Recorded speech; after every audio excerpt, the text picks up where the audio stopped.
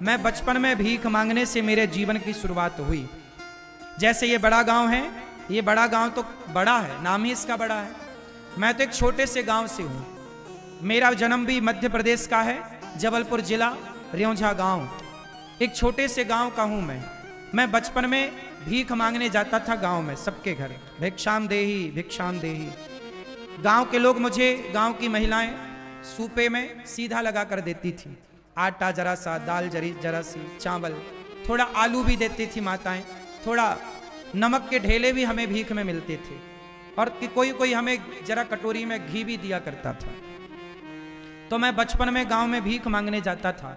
जब भीख मांग के आता था, जब वो आटा देता था माँ को, दाल देता था, तब हमारी माँ भोजन बनाती थी, और भोजन बनाए और फिर हम लोग उसका भोग लगाएं भगवान के मंदिर में, और फिर हम लोग खाते थे। मैं खुद भीख मांगने जाता था गांव में। मेरी शुरुआत तो यहाँ से, जब मैंने होश संभाला ना, तब मेरे कंधे में 3 झोला टांग देती थी माँ। 3 झोला मतलब एक आटा का, एक दाल का, एक चावल का। तीनों झोली में आटा चावल दाल मांग के गांव से ले आया करता था। माँ बनाया करती थी, खाया करता था। मेरे पास ना कपड़े, मेरी मौसी आती थी साल में एक बार, हफ्ते भर के लिए। तो मेरी मौसी, मेरा एक भाई है, मौसी का लड़का, वो शहर में रहता था। तो वो जीन्स शहर के लोग पहनते थे, हम गांव के थे, शुद्ध गांव के, तो जीन्स हमारे यहाँ नहीं था। तो मेरी मौसी जब आती थी तो वो कभी कभी भाई के कपड़े उतारे हुए जो वो रिजेक्ट कर देता था, तो वो ले आया करती थी। मैं उन कपड़ों को देखकर बहुत प्रसन्न होया करता था, और एक जोड़ी कपड़ा लाती थी तो 1 साल तक मौसी का इंतजार करता था कि मौसी आएगी तो कपड़े लाएगी। और वो भी कपड़े जब लाती थी तो मैं उनको बड़े शौक से, जब मैं कहीं जाता था तो उन कपड़ों को पहन के जाता था। हमारे पिताजी साल में एक बार कपड़े दिलाते थे। मैं पैंट पहनता था बचपन में, तो दोनों पीछे छेद हो जाते थे, इतने बड़े बड़े घिस जाते थे, मतलब चड्डी दिखने लग जाती थी पैंट से, शरीर ढकता ही नहीं था। ये गरीबी है। ऐसे कपड़े मैंने बचपन में पहने। जीन्स पहनने को मैं तरसता था, महंगा आता था, पिताजी दिला नहीं पाते थे, गरीबी जरूरत से ज्यादा थी। ऐसे हाल में मैंने अपना बचपन गुजारा है। एक एक रुपए की कीमत क्या है। जब मैं भीख मांगने जाता और जरा चावल के 4 दाने गिर जाते थे ना, मैं उन्हें समेटा करता था। 4 दाने की कीमत क्या है, मेरे से बेहतर शायद आप भी ना जानो। गरीबी सब कुछ कराती है साहब। देने वाले किसी को गरीबी ना दे, जान ले ले मगर बदनसीबी ना दे। ऐसी गरीबी में हमारे पिताजी मंदिर में एक पुजारी थे। ठाकुरों का, वहां पे जमींदारों का, बड़े बड़े लोगों का मंदिर था। मंदिर बनाया तो उन्होंने पुजारी के रूप में हम लोगों को रखा। उन लोगों ने फिर हम लोगों से कहा, पिताजी से, कि ये मंदिर खाली करो। सावन का महीना था। पिताजी ने कहा कि अभी हमारा घर नहीं है, आप हमें बरसात तो रहने दो। उन लोगों ने सावन के महीने में घर का सारा सामान फेंक दिया। मुझे याद है, हम लोग सारा सामान उठाकर, उस समय गांव में हम लोग मंदिर के पुजारी थे, एक मंदिर की पूजा करते थे, राम जानकी मंदिर था। उस मंदिर के मालिक ने, क्योंकि गांव में अक्सर जो मंदिर होते थे ना, वो माल गुजारों के होते थे, जमींदारों के होते थे, तो वो हम लोगों को, मतलब पुजारियों को रखते। अब उनका कहना है कि मंदिर खाली करो। भाई, मंदिर उनका था तो वो कभी भी खाली करा सकते थे, ये उनका अधिकार था। सही था कि उन्होंने मंदिर खाली कराया, लेकिन उस समय खाली कराया जब सावन था, पानी बरस रहा था। पिताजी ने कहा बारिश के बाद खाली कर देंगे, नहीं माने, सामान डेरा फेंक दिया। तब हमारी माँ और हम सब लोग, पिताजी हम सब, दूसरों के घर में जाके रात गुजारते थे। कैसे कैसे दिन गुजरते थे। हम तो छोटे थे, लेकिन उस समय हमारी माँ, हमारे पिताजी किस तरह की स्थितियों से गुजरे हैं हम लोग जानते हैं। घर नहीं था तब पिताजी ने माता के नाम से इंदिरा आवास योजना का पैसा देती थी सरकार, 20,000 रुपये। उसमें 5,000 घूस देनी पड़ती थी, जिसमें 15,000 रुपये मिलते थे। उस 15,000 रुपये में पिताजी ने घर बनवाया था। एक 18x20 का एक प्लॉट है, 18-20 का एक प्लॉट है। पिताजी ने पहले उससे ले रखा था, पर उसमें घर नहीं बना, तो 20,000 रुपए मिले, 15,000। उस 15,000 में घर बनाए और उसमें हम लोग रहे। आप आश्चर्य मानेंगे, उस घर में अभी भी हम लोग रहते हैं। घर वही है, पहले चिनाई मिट्टी की हुई और जैसे तैसे पिताजी ने बनाया, उसी को फिर उसी पे हम लोग, अभी कोरोना काल में भी हम लोग उसी गांव में उसी घर पे रहे। अभी कोरोना काल में भी अभी भी हमारे बड़े भैया वहीं पर रहते हैं। ये वो घर है, आप टीवी पे देख सकते हैं। ये वो घर है, पहले एक ही छत थी कच्ची सी, फिर उसको बनाए। ये मंदिर जिसमें हम लोग पूजा करते थे। ये हमारा गांव है, जिस गांव में हम लोग, हमारा जन्म हुआ, हम पले बढ़े। ये हमारे गांव में एक तालाब है, जिस तालाब में हम लोग नहाते थे, और ये घर के ठीक सामने था। ये वही घर है जिस घर में हम लोग बचपन में रहे। बाद में इस घर को खाली, ये वो मंदिर है, आप देखिए टीवी पर, ये राम जानकी मंदिर है ना, हम इस मंदिर में रहा करते थे। तो अब तो हम लोग इस मंदिर में जाते हैं। ये मंदिर है, इस मंदिर में हम लोगों का बचपन गुजरा, यहीं रहे। पर जब थोड़ा बड़े हुए तो मंदिर के मालिक ने यहाँ से हम लोगों को निकाल बाहर किया। ये जो बाउंड्री है ना, ये जब मैं छोटा था तब मेरे सामने हुई थी। ये जो राम जानकी मंदिर लिखा है ना उसमें, ये मेरे सामने ही लिखा गया था। इस बात को अब 20 साल हो रहे हैं, 20 साल। अब तो ये मंदिर भी अलग तरीके से हो गया, हमारे टाइम पे अलग तरीके से था। ये मंदिर, ये वही दरवाजे हैं, ये वही मंदिर है जिसमें हम लोग पूजा करते थे। ये बातें हम केवल आपको इसलिए बता रहे हैं कि देखो गरीबी क्या होती है, मेरे से बेहतर कोई ना जानता होगा। जरूरतें क्या होती हैं, हमारी तो रोटी की भी जरूरतें पूरी नहीं थी, कपड़े की भी जरूरतें पूरी नहीं थी, मकान तो था ही नहीं। रोटी कपड़ा मकान कुछ भी नहीं था हमारे पास, जरूरतें पूरी नहीं हो पाई। लेकिन ये दास अनिरुद्ध ने भगवान की कृपा से पढ़ाई की, और पढ़ करके 2006 में मैं पढ़ने वृंदावन आया, और वृंदावन में पढ़ाई की, और पढ़ने के बाद समाज की सेवा की। और जब मैं काम करने लगा, मैं पैसे कमाने लगा, तो मुझे पैसे जरूरत से ज्यादा मिलने लग गए। मुझे इतने पैसे मिलने लग गए कि मैं कपड़े भी पहनने लग गया, मैंने रोटी भी पेट भर खाना शुरू कर दिया, और भगवान की कृपा से सब ठीक हुआ। फिर मुझे लगा कि अब तो पैसा मेरी जरूरत से ज्यादा आ रहा है। तो जब पैसा मेरी जरूरत से ज्यादा आया तो मैंने सोचा कि यदि पैसा मेरी जरूरत से ज्यादा है तो आओ अब उस पैसे को दीन दुखियों की सेवा में समर्पित करते हैं। तो जो फुटपाथ पर वृद्ध माताएं पड़ी मुझे मिलती, जो लोग जरूरतमंद मुझे फुटपाथ पर पड़े मिलते, मैं उनको उठा उठा कर लाता, और मैं कहता कि मैं अपने लिए घर नहीं बनाऊंगा, इन वृद्ध माओं के लिए घर बनाऊंगा। और आज पूरा गौरी गोपाल 290 वृद्ध माताएं रहती हैं। आज भी आप वृंदावन घूम के आना, आज भी मेरे पास घर नहीं है, मैंने घर नहीं बनाया अपने लिए। आज भी मेरे पास कोई घर नहीं है। जो वृद्ध माताएं जहां रहती हैं, उन माओं की तरह एक कमरे में ये दास अनिरुद्ध भी रहता है। मैंने आज तक अपने लिए कोई बड़ा घर नहीं बनाया कि ये घर कोई कह सकता कि ये महाराज जी का घर है।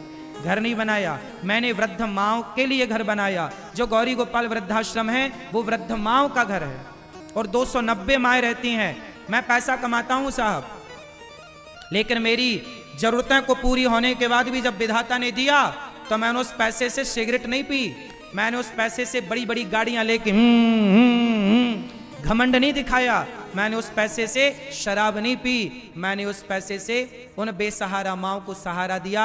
क्योंकि मुझे पता है कि घर से कोई आपको निकाल दे तो उसकी पीड़ा क्या होती है, जब कोई आपको घर से निकाले तो तकलीफ क्या होती है। मैं जानता हूं उन माओं की पीड़ा, जिन माओं के अपने बेटे उनको घर से निकाल देते हैं, उन माओं की पीड़ा शायद आप कभी जान भी ना पाओ। मुझे घर से निकाला गया था गाँव के कुछ लोगों के द्वारा, मैं जानता हूं कि घर से निकाल देने की पीड़ा क्या है। शायद भगवान ने मेरे जीवन में जो इतना संकट, इतना कष्ट, इतना दुख भेजा था ना, शायद वो मेरी पढ़ाई थी कि बेटा पहले तू सब जान ले कि कष्ट क्या होता है, गरीबी क्या होता है, तकलीफ क्या होती है। जब तक आप तकलीफ नहीं जानते ना, तब तक तकलीफ समझते नहीं है। इसलिए मैं जानता हूं कि बेसहारा माओं का दर्द क्या है। इसलिए गौरी गोपाल आश्रम में मैं समय निकाल कर, इतना व्यस्त होने पर भी समय निकाल कर, मैं उन सभी माओं के पांव दबा करके अपने पुत्र धर्म का पालन करता हूं। पैसे कमाता हूं साहब, चोरी नहीं करता। देखो ना, 3 घंटे ददरुआ धाम में कथा सुनाता हूँ और वहां से भाग के यहाँ आता हूँ, 3 घंटे आपके बीच में कथा सुनाता हूँ, ओवर टाइम काम कर रहा हूँ। किसके लिए? तुम्हारे परिवार में 4 लोग हैं ना, तुम उसके लिए करते हो। हमारी वृद्ध माएँ हैं, हम उनके लिए कमाते हैं, कमाना पड़ेगा। नहीं कमाए तो गौरी गोपाल में चूल्हा कैसे जलेगा?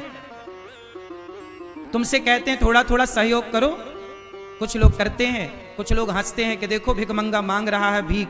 क्या करें साहब, मांगना पड़ता है।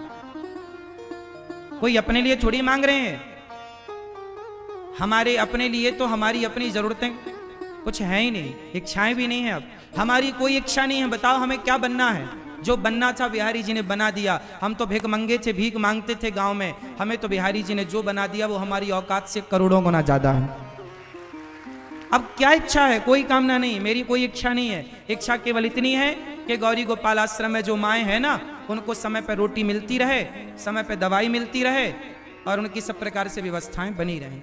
गौरी गोपाल गुरुकुल में सोचिए, वृद्ध माओं की सेवा के बाद भी मुझे लगा कि मेरे पास माओं की सेवा के बाद भी कुछ और काम हो सकता है। तो मैंने गौरी गोपाल गुरुकुल में 150 बच्चे रखे। उन बच्चों को आज गौरी गोपाल गुरुकुल में ये दास अनिरुद्ध आप लोगों से भीख मांग मांग करके उन बच्चों को उनको कपड़ा पहनाना, पुस्तक, कॉपी, किताब, पेन, रहना, खाना, उन बच्चों को 150 बच्चे गौरी गोपाल गुरुकुल में पढ़ते हैं, उन सबको पढ़ाता लिखाता हूँ। मुझे लगता है यार मरूंगा ना, कुछ लेके ना जाऊंगा। आओ जब तक हूँ जीते जी, मेरे मेहनत करने से कोई बच्चा पढ़ पा रहा है, किसी माँ को सहारा मिल रहा है, किसी को पेट भर रोटी मिल रही है, तो आओ मेहनत करते हैं। आओ मेहनत करके किसी की सेवा करते हैं। अपने लिए तो पक्षी भी जीता है, अपनों का पेट तो कुत्ता बिल्ली भी भरते हैं। आओ समाज की सेवा करते हैं।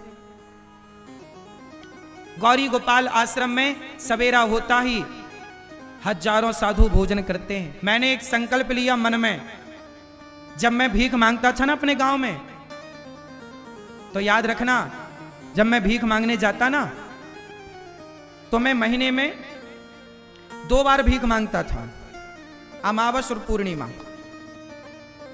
तो 2 महीने में, 1 महीने में 2 बार मांगता, तो 1 बार मांगने जाता तो 15 दिन का राशन मुझे मिल जाता गांव के लोगों से। हम लोग 4 लोग थे, हमारी एक बहन, हमारी 2 बहनें हैं। एक बहन बचपन में भगवान के घर चली गई, उसको टिटनेस हो गया था, पिताजी के पास पैसे नहीं थे, दवाई करा नहीं पाए, भगवान के घर चली गई। एक बहन हमारी सबसे बड़ी है, एक भाई है हमारा बड़ा, और एक ये दास सबसे छोटा, और माता पिता। तो 4-5 लोगों का परिवार, 5 लोग थे। 5 लोगों के लिए कितना राशन था? गांव में मांगने जाते तो 15 दिन का गुजारा हो जाता। तो महीने में मैं 2 बार मांगने जाता। हुआ क्या, कभी मैं मांगने जाता, कभी बड़े भैया मांगने जाते, कभी मैं मांगने जाता, कभी बड़े भैया मांगने जाते। तो मैं जब मांगने जाता तो कुछ लोग क्या करते, मुझे देख के ना कुछ लोग अपने दरवाजे बंद कर लेते थे। अरे महाराज आ रहे हैं, बंद कर लो।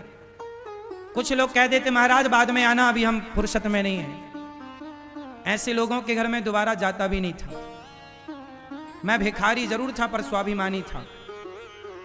सम्मान से दोगे तो लूंगा, भीख भी मांगता हूं, इसका मतलब ये नहीं कि तुम कुत्तों की तरफ फेंक के दोगे। सम्मान से भीख लेना जानता हूं, है ना। भीख मांगने वालों का भी एक स्वाभिमान होता है। आजकल के जो भिखारी आते हैं ना, वो क्या कहते हैं, भैया हमें पैसे चाहिए ना। ये अच्छे कोटि के भिखारी नहीं है। भिखारियों की पहचान मैं बताता हूँ, जितना आपके द्वार से मिल जाए प्रसन्न चित्त से उतना लेकर आपको आशीर्वाद देना, ये अच्छे भिखारियों की पहचान है। हमें जितना मिलता था हम उतना लेते थे, कभी नहीं बोलते थे कि और लाओ, नहीं, जितना आपने दिया बहुत। तो हम ऐसे भिखारी थे। कुछ लोग दरवाजे बंद कर लेते थे, हम दोबारा जाते भी नहीं थे उनके घर। फिर उनके घर कभी नहीं जाते थे मैं मांगने के लिए, अगले महीने भी नहीं जाते, उसके अगले महीने भी नहीं जाते। फिर वो कई बार जब उन्हें लगता कि अरे पंडित जी तो हमारे घर आप आए नहीं, हमने बोला मौसी तुम्हारे घर आए थे, तुमने दरवाजा बंद कर लिया था, फिर वो अपने से सीधा बना के सूपे में वो लेके आया करती थी। तो कुल मिला के हम ये आपसे कहना चाह रहे हैं कि ये दास अनिरुद्ध यदि आपसे मांग रहा है ना, तो अपने लिए नहीं, उन बेसहारा वृद्ध माओं के लिए मांग रहा है। बताओ, उन माओं के लिए देना ये आप सभी का धर्म है या नहीं? उत्तर दो, बोलो। यदि मुझ जैसे भिखारी को आपने भिक्षा नहीं दी तो फिर आप गृहस्थों का धर्म ये है कि हमारे द्वार पर कोई आया है भिक्षा मांगने, तो हम उसे अपनी हैसियत से भिक्षा दें। और मेरे जैसा भिखारी पहुंच जाए तो जरूर देना, क्योंकि मेरे जैसे भिखारी रोज रोज किसी के घर जाते नहीं हैं। मेरे जैसे भिखारी भी आपको मिलेंगे नहीं ढूंढने से। बताओ, भीख मांग मांग के सेवा कर रहा हूं गौरी गोपाल आश्रम में। सोचिए, पूरे भारत का सबसे बड़ा लंगर चल रहा है गौरी गोपाल आश्रम में। जो अन्य रसोई बढ़ती है ना, पूरे भारत की सबसे बड़ी रसोई है जगन्नाथ जी की रसोई। दूसरे नंबर पर तिरुपति बालाजी की रसोई। तीसरे नंबर पर गोल्डन टेम्पल अमृतसर की रसोई, जिसे लंगर कहते हैं, भंडारा। चौथे नंबर पर एक जगह और पांचवें नंबर की गौरी गोपाल जी की रसोई है। सर्वे करने कभी आ जाना। 30,000 से अधिक लोग नित्य प्रसाद पाते हैं गौरी गोपाल जी में। कितने लोग? बोलो एक बार। 30,000 लोग नित्य प्रसाद पाते हैं। तो आपसे कहता हूं कि आपके थोड़ा सा अन्न सेवा से जुड़ जाए तो जोड़ लेना। अन्नदान सबसे बड़ा दान है, सबसे बड़ी सेवा है भगवान ने। अच्छा ये बताओ, इतनी बड़ी सेवाएं कोई व्यक्ति कर सकता है? मैं नहीं कर सकता, मेरे जैसा भिखारी तो बिल्कुल नहीं कर सकता। अब इतनी बड़ी सेवाएं हो रही हैं तो समझ लो कि भगवान करा रहे हैं, चाह रहे हैं तो हो रही। तो ये मेरे करने कराने से नहीं, ये भगवान चाह रहे हैं इसलिए हो रहा है। इसलिए आप जो सहयोग करते हैं वो भगवान की प्रेरणा से करते हैं। आपको भगवान प्रेरणा देंगे तो आप भी 2 रोटी का सहयोग करोगे, और आपने यदि सहयोग नहीं किया तो समझ लो कि भगवान ने आपको अभी प्रेरणा नहीं दी। भगवान खुद आपके अन्न को स्वीकार करना नहीं चाहते। भगवान सबसे लेते भी नहीं है साहब। सबका अन्न धर्म से नहीं जुड़ता। बोलो हाँ। सबका धन धर्म से नहीं जुड़ता। ये तो बड़ी कृपा है गौरी गोपाल भगवान की कि वृंदावन में गौरी गोपाल में सवेरे से हजारों संत आते हैं और सभी संतों की सेवा का अवसर मिलता है। तुम्हारे द्वारे पर कोई संत आ जाए, तुम्हारे द्वारे पर कोई भूखा आ जाए, तो ये समझ लेना भगवान की कृपा है कि आज तुम्हारी रोटी को, तुम्हारे अन्न को भगवान पवित्र करना चाहते हैं कि उसको खिलाओगे तो अन्न धन पवित्र होगा। तो गौरी गोपाल आश्रम की सेवाएं इतनी विशाल हैं, इतनी सेवाएं हैं, और भगवान की प्रेरणा से सब कार्य हो रहा है। आप लोग ये ना समझें कि सब कुछ है। कैसे है? मेहनत तो तुम्हारा बेटा भी कर रहा है, तुम्हारा छोरा भी दिन रात मेहनत कर रहा है। तुम्हारे छोरे की आयु कितनी है? तुम्हारा बेटा कितने साल का है? तुम्हारे बेटे के बराबर कहीं मैं हूं। मैं अभी 34 साल का हूं। 34 रनिंग चल रही है, 34। 33 साल कंप्लीट होके सितंबर में 34 चालू हुआ। ये दास अनिरुद्ध 34 साल का है। मेरी उम्र के तुम्हारे बेटे होंगे, मेरी उम्र के तुम्हारे पोते होंगे, दादाजी जितने यहां बैठे हैं। हाँ या ना? मेरी उम्र 34 साल है। इस 34 साल की उम्र में ये दास अनिरुद्ध जितनी मेहनत करके समाज की जितनी सेवा कर रहा है, आपके बेटे भी इतनी मेहनत करके समाज का पैसा कमाना बड़ी बात नहीं है। पैसे का सदुपयोग करना बड़ी बात है। क्यों मेरी मां? सही जगह खर्च करना बड़ी बात है। आजकल के लड़के बड़े गांव में भी इतने लड़के हैं, सब कमा रहे हैं। आपके बच्चे भी पैसे कमा रहे हैं, पर वो कमा के 500 रुपया की शराब पी जा रहे हैं। हाँ या ना? कमा के वो 1000 रुपया का मुर्गा खा जा रहे हैं। कल एक छोरा बोल रहा था परसों नरसों कि मांस खाने से सेहत बनती है। मेरे को पढ़ा रहा था वो, यही छोरा। तो ये तुम्हारी औलादें हैं। मांस खाने का फायदा मुझे बता रहा था वो। तो ये तुम्हारी बच्चे, वो भी लगभग मेरी उम्र का था। तो एक वो बच्चे हैं जो मेरी उम्र के तुम्हारे मांसाहार कर रहे हैं, एक वो हैं जो शराब पी रहे हैं, और एक बच्चा मैं भी हूं। मैं भी तो अपनी माँ का बेटा हूं, अपने पिता का पुत्र हूं। तो मैं भी तो एक बच्चा हूं, मेरी भी तो अपनी इच्छाएं हैं। मैं भी तो गाड़ी खरीद सकता हूं और यूं यूं चला सकता हूं। लेकिन मैंने अपने कमाई के प्रत्येक रुपए का सही उपयोग किया है कि नहीं? जोर से बोलो। इसलिए अपने बेटों को बोलना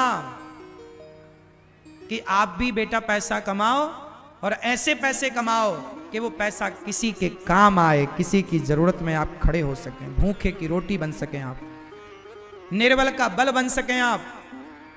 गौरी गोपाल में ऐसी ऐसी माएं बेटे छोड़कर जाते हैं जिन माओं से खड़ा नहीं हुआ जाता, चला नहीं जाता। ऐसी कितनी माएँ हैं जो बिस्तर पर लेटी हैं, बिस्तर पर मलमूत्र करती हैं, उनके लिए मैंने स्टाफ रखा है महिलाओं का, वो उन माओं को उनका मलमूत्र साफ करती हैं, माओं को नहलाती हैं और उन माओं की सेवा करती हैं। जिन माओं के अपनी औलाद, जन्म लेने वाले बच्चे सेवा नहीं कर पाए, वो बच्चे अपनी माओं को छोड़कर जाते हैं और ये दास अनिरुद्ध उन माओं की सेवा करता है। याद रखना भक्तों, जब मैं मरूंगा तो भगवान मेरे से पूछेंगे, अनिरुद्धाचार्य भेजा था तुम्हें संसार में, क्या करके आए? मैं आंखों से आंखें मिलाकर बात करूंगा, प्रभु आपने मानव शरीर दिया, जीवन दिया, मैंने एक क्षण का, समय का और 1 रुपए का मैंने दुरुपयोग नहीं किया, मैंने समाज की सेवा की है। ये संसार में जितने लोग हैं भगवान के भक्त हैं और जितने दीन दुखी हैं, सबकी सेवा करना भगवान की सेवा है। नर सेवा ही नारायण सेवा है। बताइए, नर सेवा नारायण सेवा है या नहीं? जोर से नहीं बोला जा रहा है, बोलो। नर सेवा।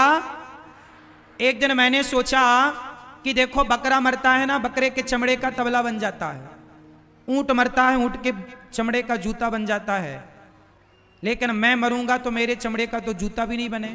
मेरा चमड़ा मरने के बाद काम नहीं आएगा, आपका चमड़ा काम आएगा? क्यों मैया? हमारा चमड़ा काम नहीं आता, लोग जला देते हैं। हमारा चमड़ा मरने के बाद काम नहीं आएगा, तो मुझे लगा जब मरने के बाद काम नहीं आना तो आओ इस शरीर से जीते जी राष्ट्र की, समाज की सेवा करें, दीन दुखियों की सेवा। इसलिए ये दास सेवा करता है।